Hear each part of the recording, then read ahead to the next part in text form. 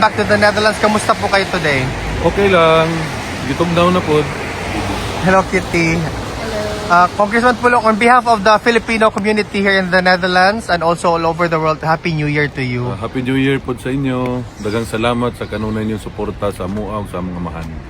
Kamusta po ang pwede niyong ibahagi about kay PRRD today sa bisita ninyo sa kanya? Long hair na siya. Naligo siya pero wala niya gi-apil yung tiil. Ito ba daw? Wala na kakaon. Paniod to kay natulog lang siya whole morning. Hantod ni abot ni dito pa ni bangon. Moto'y sulti sa security so wala maka-lunch. Marami pong mga kababayan natin ang Ulong na lang eh. Sir. Ganahan pagkatawag congressman? Correct. Ha? Sir Paulo, marami pong mga kababayan natin nagtatanong kasi nag-snow ngayon dito sa Netherlands. Kamusta po daw si PRRD sa lamig, sir? Wala man, okay man ang temperature sa sulod. Okay. Kontrolado man ang temperature na may mga heater po ang ilang mga kwarto. Pati lang itlog may heater. Kamusta yung ano mo, sir?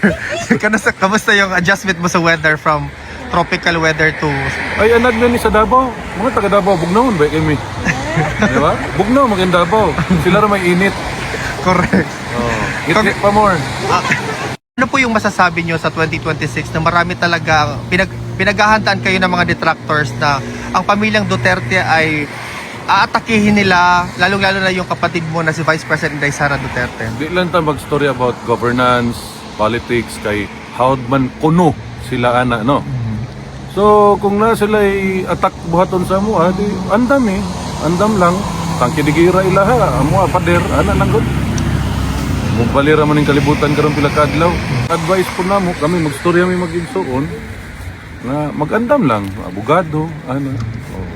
Di man gud lisod kayo banggaon magstorya ta about governance in which klaro man kayo nga nila kanang yagi mo ko pagkakapitan, no. May balaan nimo ang kawatan sa naong palangdaan ba? Unsay na kuan na nila, di na gid na basta makasugod na kagkawat, di na gid na mundang. Unang di po sila gusto matanggal diha. Ang problema ana, di gusto mo agi og saktong proseso. Demokrasya man katong istoryahan. Di kahulat og eleksyon, di ba? Istoryahan ang impeachment, pabalik-balik na lang, recycle, bisag istorya na ang mga ahensya nga walay nahitabo ngayon ana. Nay klaro sa tutubangan, trilyon ang gikawat, karon gidungagan og trilyon nga kawatonon. So kamo mga Pilipino inyohan na ng pagbuot, no? Kung okay ra sa inyo kawatan mo, nahibalo pa lang ko, niapil na lang ko. Diba? Pilipino ra gyud magkapabagana. Kung ganahan mo permi mo kawatan, wa ko'y problema sa mo. Huwag maghilom raman may mga Duterte skilid.